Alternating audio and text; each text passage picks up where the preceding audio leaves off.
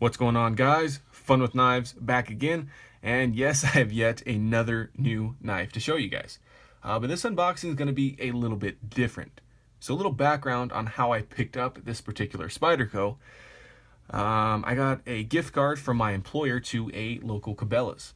A very generous gift card at that, and I immediately knew I wanted to pick up a new knife, which is kind of strange for me because I usually just order my knives from Blade HQ or GP Knives. I mean, I have shopped at other ones, Knife Center and stuff in the past, but those are usually my two most trusted dealers, if you guys are curious. So it was going to be a little bit different to go in to a Cabela's and shop around and really feel the knife before I bought it, whatever that knife was going to be. So I raced down to Cabela's and I'm looking through all their knives. I couldn't decide on what brand I wanted, what kind of price range I was looking to spend in. Whether I should get a ZT, a Spyderco, a Benchmade, a Kershaw, a CRKT. I had no idea.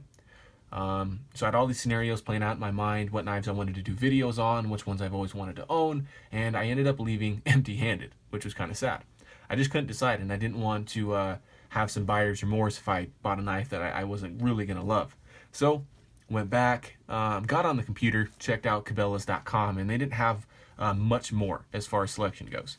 So I decided I'm going to go back to the store when I can, which was just this evening, and just grab a knife that was really going to make me happy, regardless of what I wanted to do on Fun with Knives as a YouTube channel, or for Instagram or anything like that. Just get a knife that makes you happy, whether that's a couple budget ones or just a nice one, whatever it may be. So I left with this one, and I left feeling a little weird because the knife in this box is insanely popular, and I usually like to stray a little bit from the crowd. Yes, I've owned the Kershaw Skyline, the Spyderco Tenacious, the Spyderco Native, and knives like that, but they're gone.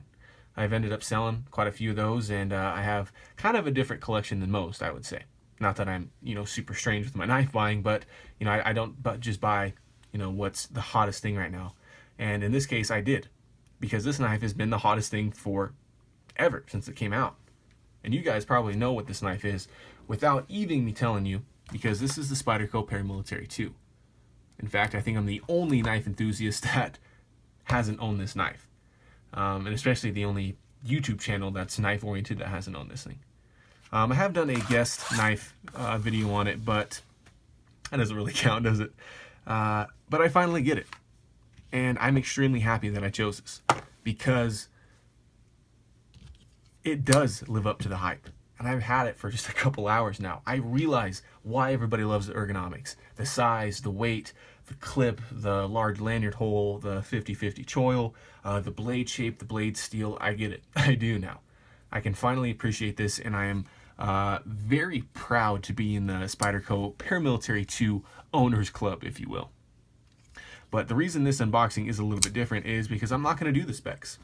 I'm not going to bore you guys with all the information that you've already heard, because there is a huge pile of information on this knife everywhere you look. I mean, there's reviews all over YouTube, testing videos, people just abusing the heck out of this knife, glowing reviews, just online, just everywhere. Everybody loves the Para 2, or just about. And it is widely considered as one of the best EDC knives of all time, and for good reason, I think.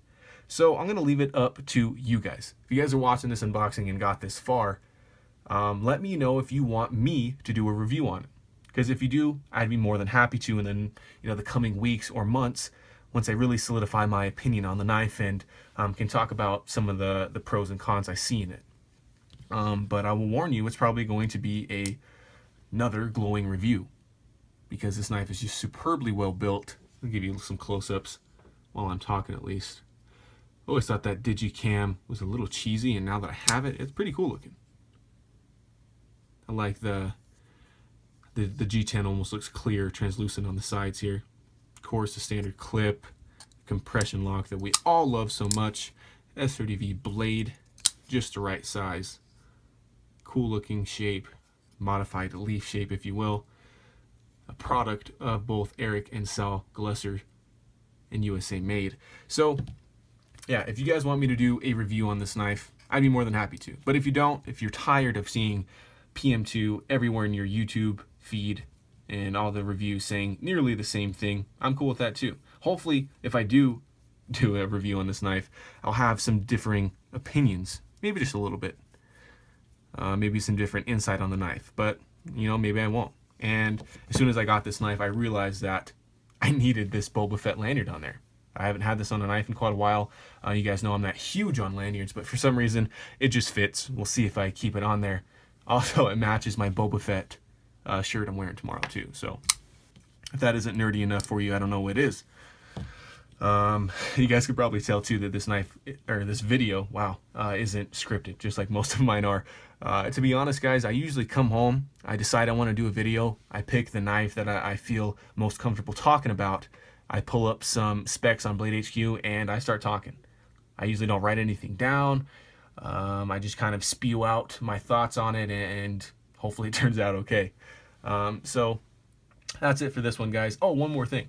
If you guys have a PM2, I would love to hear what version you have, because I am aware that there is a vast number of different iterations of the Paramilitary 2.